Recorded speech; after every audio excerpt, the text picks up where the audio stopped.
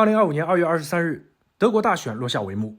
最终 CDU 和 CSU 组成的联盟党获得了胜利，重新夺回了执政权。Wir, die CDU und die CSU, die Union, wir haben diese Bundestagswahl 2025 gewonnen. 这次选举之所以更加受到关注，是因为作为欧洲经济中心的德国，近几年经济持续下滑，内部政治混乱。上一届的交通灯组合，也正是因为内部的意见分歧巨大，所以才导致今年的选举提前举行。另一方面，新的政治力量正在快速崛起，德国选择党 AfD 通过这次选举正式成为德国的第二大党，而历史最悠久的德国社民党 SPD 退为第三。今天我们就来了解一下德国的各个政党以及他们之间错综复杂的关系。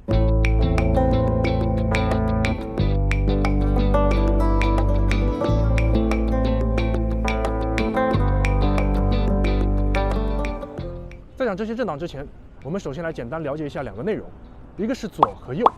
我们经常会听到欧洲的新闻当中有左翼、右翼、偏左、偏右这样的概念。这个左右是什么意思？这个概念最早出现在法国大革命期间，当时大家开会商讨国家如何发展，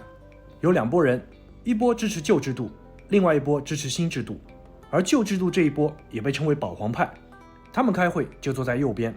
而在左边的就是支持改革的革新派。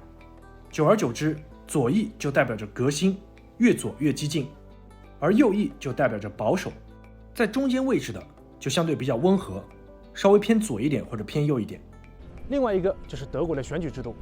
今年德国一共有299个选区，每个党会在每个选区推出该党的候选人，选民一共有2票，第一票就是投这些候选人，来确定最终能去到柏林的联邦议员，而哪个党的议员能去，有多少人能去，就取决于第二票，第二票就是投给政党。一般新闻中所讲的哪个党获胜，指的都是第二票的得票数，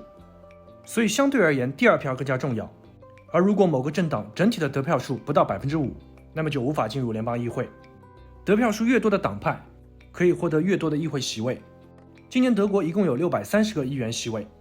在这些席位当中，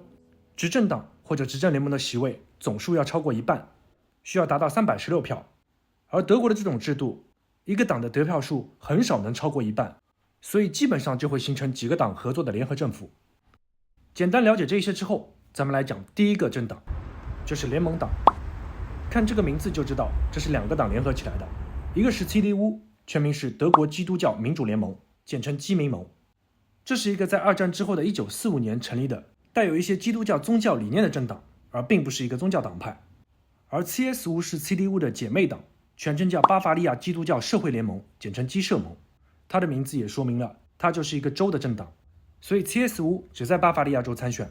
而联邦层面，代表联盟党的就是 CDU， 代表颜色是黑色，政治倾向是中间稍微偏右一点，被认为是相对比较保守。联盟党也是现在这个联邦德国成立之后，累积执政时间最长的政党。从这个图上能看出，选择联盟党的人相对比较平均。不过到21年的时候，颜色就非常浅了。为什么21年那么浅？是因为21年获胜的党派是社民党。我旁边这栋楼就是 SPD 德国社民党在柏林的办公室。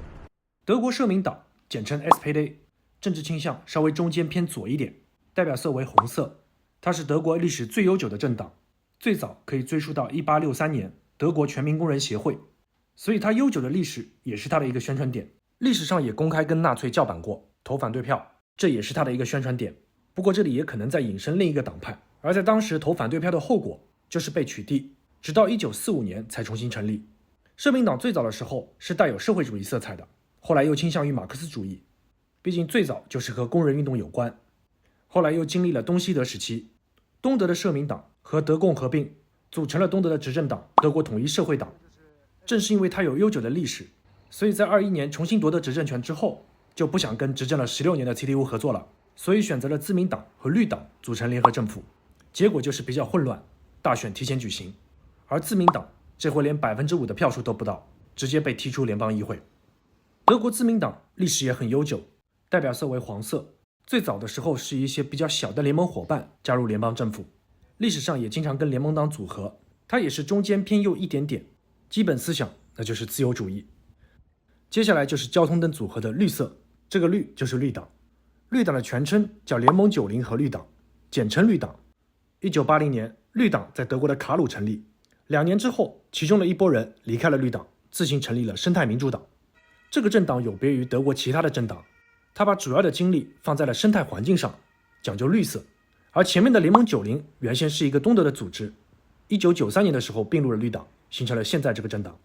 绿党的政治倾向一般是认为中间偏左一点，但是涉及到生态环境和能源的问题就显得非常极端，比方说彻底的废核、彻底的回归自然、彻底的生态，这导致整个的理念都非常的理想化，很多政策无法推进，有的就偏离得非常离谱，或者付出的代价很高。而在传统政治上，绿党就显得比较稚嫩一点。以上这些政党多数都是西德的，那么东德的呢？东德原先的执政党就是德国统一社会党。在柏林墙倒了之后，统社党的内部就发生了很大的变化。首先就是改名字，变成德国统一社会主义党和民主社会主义党。不过内部人员变化巨大，纲领也变了，后来把名字又改了，变成民主社会主义党 PDS。 05年的时候又改了，叫左翼党民主社会主义党。而在这个时候，一部分不满意德国社民党的人出来了，成立了一个叫劳工与社会公正选举替代的协会。在2007年，这个协会和刚刚的德国左翼民主党合并，成为左翼党。名字非常的直白，是一个左派党。虽然它成立相对比较晚，但是它的成分都很有历史，可以看作是继承了德国统社党，也继承了德共的一部分，也有社民党的一部分。所以左翼党认为他们既要代表东德，也要代表西德，因此他们实行的是双重领导，其中一个来自东部，一个来自西部。今年选举，他也进入了联邦议会，代表色为紫色。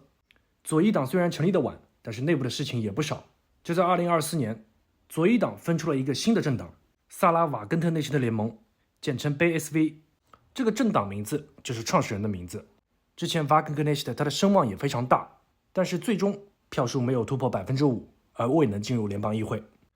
说了东德的一些有历史的政党，接下来肯定是不得不提的一个，就是德国选择党。德国选择党简称 AfD， 成立于2013年，而就在10多年之后，它就摇身一变成为了德国的第2大党。选择党被认为是一个极右翼的政党，它反对欧元，反对欧盟，反对欧洲一体化，所以在前面传统的政党看来，它就是一个异类。再加上历史原因，现在德国各个主流政党的共识就是不管在地方还是联邦，都不会和选择党进行合作，组成联合政府。其实回顾选择党的成立过程，好像也是一个必然。2013年前后发生了什么？以希腊为代表的一些南欧国家快不行了，那作为欧盟的经济老大德国，你得出手相救吧，大量的钱就被拿去做这个事情了。那不管之后希腊的一些财产被德国的公司或者机构收购也好，套现也好，最终这部分多余的收入没有反馈到老百姓的身上，再加之后来德国的难民问题，又花了大量的钱去帮难民，导致德国的社会问题越来越多，这也是上一届联盟党下台的很大一个原因。后来新的班子组建起来，以为要平静一下，结果来了个大的，俄乌打起来了。德国的经济是非常依赖廉价能源的，这主要就是俄罗斯的天然气，结果北溪管道被炸，一声都不敢吭，之后的物价就是肉眼可见的飙升，然后又碰到了大量的难民问题，又是一大笔开销，而大大小小的城市又发生了很多起无差别袭击平民的事件。在这样的社会环境下，选择党才成为第2大党，好像还保守了一点。这次选举结果跟之前的民调差不多，基本没什么出入。不过这回投票民众的参与度比较高，因为很多人不喜欢选择党，喜欢选择党的人肯定会去投票，所以这也带动了支持其他政党的人的积极性。现在距离结果时间过去差不多1个月左右，基本上是联盟党跟社民党组成联合政府。最近的新闻也在报道两党正在协商，很多人所感兴趣的选择党基本不大可能，魏德尔自己也说在2029年可能性更大一点。就目前看来，如果黑红联盟没有一个足以扭转局面的大的一个作为的话，从长时间来看，选择党大概率还是会继续壮大。那到时候就看他们是继续形成自己的小团体，还是说跟选择党合作，还是选择党一家独大。应该说这次选举对德国乃至整个欧洲的影响还是很大的，还涉及到欧美关系。但是就全球而言，这个影响可能会比他们自己所认为的要小很多。虽然理念不同，但是同样出自于 CDU 的默茨，和之前知名度更高的默克尔相比，会有什么样的变化？德国和欧洲会往哪个方向发展？让我们继续观察。好了，那我们下期再见。